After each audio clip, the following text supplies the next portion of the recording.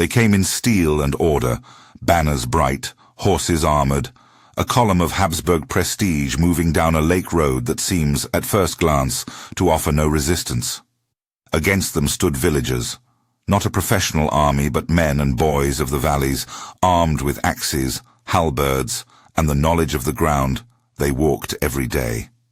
The title calls it 2,000 militiamen crushed the Habsburg elite at Morgarten. That number and that phrase frame the story. Contemporary sources vary on exact figures and labels, but the core fact is plain. A force drawn from Uri, Schwyz, and Unterwalden used the mountains against the mounted prestige of the House of Habsburg and forced a Habsburg column to break and withdraw on a late autumn day in 1315. The shock of that reversal echoed far beyond the lake. To understand why this small, rough force could stop such a show of power, you must look at more than arms. You must see the political friction beneath the armor, the geography that makes a knight vulnerable, and the discipline of men who had everything to lose if they failed.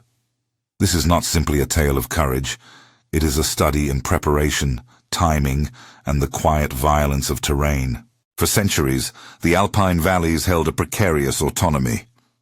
The communities of Uri, Schwyz, and Unterwalden managed their own customs and local courts, levying tolls and controlling passes that threaded north and south. Those passes were wealth and leverage. Whoever controlled them could tax trade and command movement. The House of Habsburg, expanding its grip over the surrounding lands, saw these independent valleys as anomalies, jurisdictions to be folded into a growing network of authority. The dispute over a nearby abbey and the rights attached to passages fed a broader contest, local customary autonomy versus dynastic consolidation. Leopold the Faun of Austria represented that consolidation. When legal pressure failed to secure unequivocal submission, the response was to march. A show of force, framed as enforcement of rights, was meant to remove ambiguity and set an example. A mounted column, gleaming and imposing, fitted that purpose. Heavy cavalry carried not only lances and swords, but the weight of status. Armored knights were symbols as much as soldiers. On open ground, their charge could shatter infantry. In the valleys, however, symbols could be broken by something as unglamorous as a shoreline and a slope. The march itself turned an administrative claim into a military provocation. For the valley communities, it was not a mere parade. It was a direct threat to their legal traditions and economic lifelines. The response in the valleys was deliberate. They did not wait for valor to decide their fate. They planned. Local reconnaissance began in the days before the confrontation. Scouts moved quietly, not as spies of foreign courts, but as men who knew every route and rock along the road. The defenders rejected the idea of meeting the Habsburgs on an open field, where mail and lance mattered most. Instead, they selected a short stretch by the lake, where the road hugs the water and is hemmed by steep fir slopes rising to one side and a sudden drop to the lake on the other. That lane mattered because it turned forward momentum into a liability. A column can become a prison when it cannot fan out. It can be compressed like a spring loaded to snap. Roles were assigned.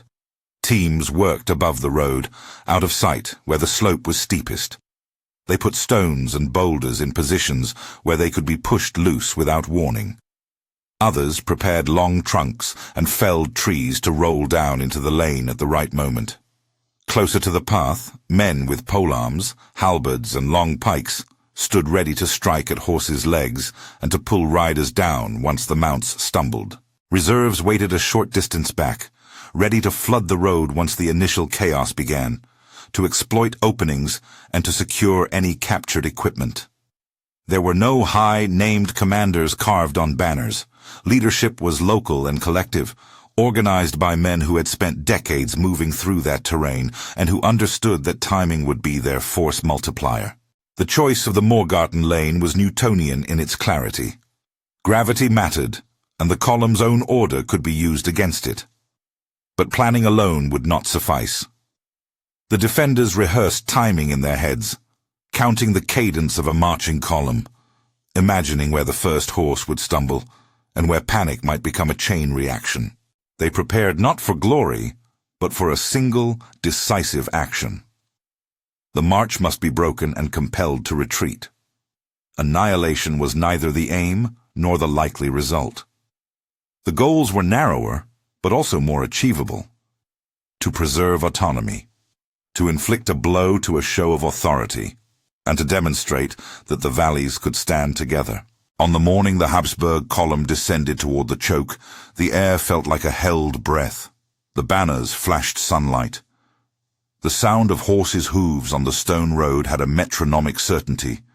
Behind the knights walked retainers and servants, carrying gear and watching the steep slopes, with the habitual caution of marching parties, not with the suspicion of those expecting an ambush. That very habit, confidence in traditional caution, made them vulnerable. It began as small things. A boulder loosened and rolled. Not a roaring avalanche, but a single heavy stone that struck a horse's flank and sent it sideways. The first stumble slowed the file. Riders pulled at reins. The column, long and narrow, could not spread. The space it occupied was a line, and its depth worked against it. Then a trunk toppled into the path. No cinematic single blow, but a rolling tree that plunged into hooves and legs. Horses panicked. Riders were yanked forward by momentum. Those in heavy armor could not rise quickly once they fell. The iron that protected them also pinned them to the road. Short sentences now, to match the suddenness. Rocks crash. A horse rears, then goes down. A rider swings. The road chokes. Logs roll. The column compresses. Shouts. Swords clash with staves. Men fall into the shallow water. The knight's weight becomes an enemy. Armor grinds them into the stones. The defenders moved with a coordinated brutality that belied the absence of formal drill. Polearms struck at legs to unseat riders.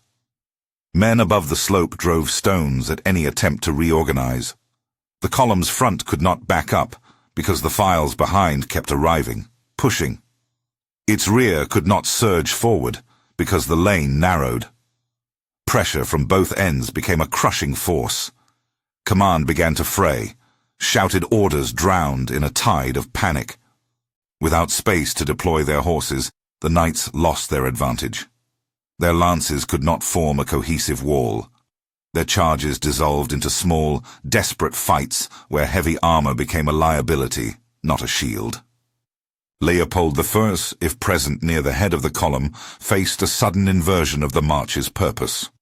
What was intended as a demonstration now required extraction. Orders to withdraw were given, but withdrawal through a narrow, chaotic lane is not a simple maneuver. Horses reared, some could not be remounted, retainers were scattered. The column folded into itself and then into disorder. Knights who tried to retreat found the road clogged with the very weight that had once buoyed them. The defenders did not chase down a route across open ground. They closed the trap just enough to break the column's nerve, and then allowed the remnants to stagger away. The aim had been achieved. The Habsburg advance was halted and compelled to withdraw in broken pieces. Across the road lay abandoned equipment, a thrown shield, a slipped helm, a crossbow without its owner. Scenes like this are not gore-filled tableau, but quiet proof of disarray. A gauntlet, a stirrup, a horse wobbling back toward a slope. The assault did not aim to annihilate. It sought to keep a way of life intact. The immediate military result was decisive in its own terms. A prominent force, laden with prestige and the hope of coercion, failed to secure its objective. That failure had political consequences that outlasted the mud and scattered armor of the day. Word traveled quickly through neighboring valleys and cities. Heavy cavalry was not invulnerable. The psychological effect rippled. Local alliances stiffened. The valley communities interpreted the event as evidence that their collective action could check dynastic overreach. In the months and years that followed, the event at Morgarten became a point of memory around which alliances were affirmed, treaties reinforced, and the fabric of an Alpine confederation, what would eventually be recognized as the nucleus of Swiss political identity, grew stronger. The tactical lessons were as plain as they were practical. Terrain can negate technological or social advantages. A narrow lane compresses a column, converting forward momentum into internal pressure. Armor that protects the body reduces mobility when men are unhorsed or fall on uneven ground. Discipline and timing can multiply a smaller force's impact. A well-positioned rock or log, released at the exact moment a column reaches it, can break order faster than a frontal assault could. The defenders drew advantage not by matching the Habsburgs in prestige, but by exploiting the weaknesses that come with that prestige. This was not a one-off miracle. It was the application of local knowledge and collective resolve against a force that relied on conventional battlefield assumptions. The columns that had succeeded on plains and open battlefields found the mountains a different calculus. In the valleys, the truest weapons were not the sharpness of a sword, but the understanding of slope, stone, and the rhythm of a march. The story also reminds us that violence in the Middle Ages was not uniform, and that authority was often negotiated through small, localized contests, rather than only through grand sieges or royal decrees. The Habsburgs, powerful and persistent, did not vanish after Morgarten. They continued to press interests in the region for generations. But the immediate message was clear. Local autonomy could be defended with methods tailored to place, and the political cost of coercion could be higher than a prince expected. In the broader sweep of history, Morgarten became more than a single encounter. It entered memory as a parable about the limits of force and the potency of local organization. Chroniclers of the period and later storytellers remembered the day in different tones, some celebrating a people's victory, others noting a blunder by a commander proud of his armor. Modern historians debate details, exact numbers of militiamen and knights, the identity of individual leaders among the valley forces, and the precise sequence of minor actions. The title's framing, 2,000 militiamen crushed the Habsburg elite, captures a dramatic truth, but should be read with nuance. Medieval sources are imprecise, later retellings amplify, and labels like elite are useful shorthand rather than forensic certainties. What cannot be doubted is that a mass of valley fighters, organized and guided by the terrain, shattered a Habsburg march at Morgarten in 1315, and that the consequences of that day strengthened the bonds between those Alpine communities. Beyond immediate politics, the encounter also shaped military thinking. Commanders learned caution when moving through confined passages. The narrative of heavy cavalry dominance was complicated by examples of well-executed ambushes, and by the recognition that social prestige and battlefield practicality are distinct arenas.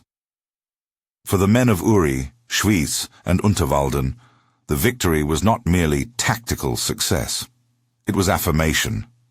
It validated local institutions, customs, and the costly decision to act collectively rather than submit. There is a final, quieter lesson that lingers on the stones of Morgarten. Armies and rulers often measure power in numbers and silver and armor, but power also lives in the quiet certainty of those who know their ground and are willing to act together to preserve what they hold dear. The Habsburg column arrived with the arrogance of tradition, expecting march and ceremony to carry the day. The valleys met that arrogance with a different logic. The patient, mathematical application of environment, leverage, and timing. The result was not merely the breaking of a column, it was the shattering of an assumption.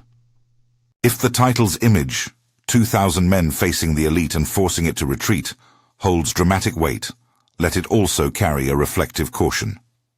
The past teaches not only that David can, under certain conditions, defeat Goliath, but that battles are often decided by the less glamorous tools, a rock dislodged at the right second, a log that rolls into a choke, the discipline to hold reserves until the moment is right.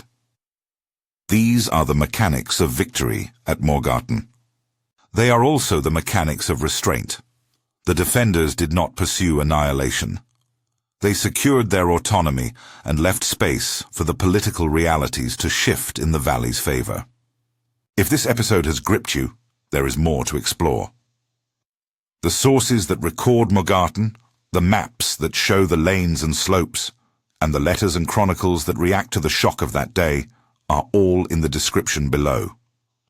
For a deeper look at how medieval commanders adapted to different terrains and how localized forces could alter the course of dynastic ambition, watch our next deep dive on tactical revolutions in medieval warfare.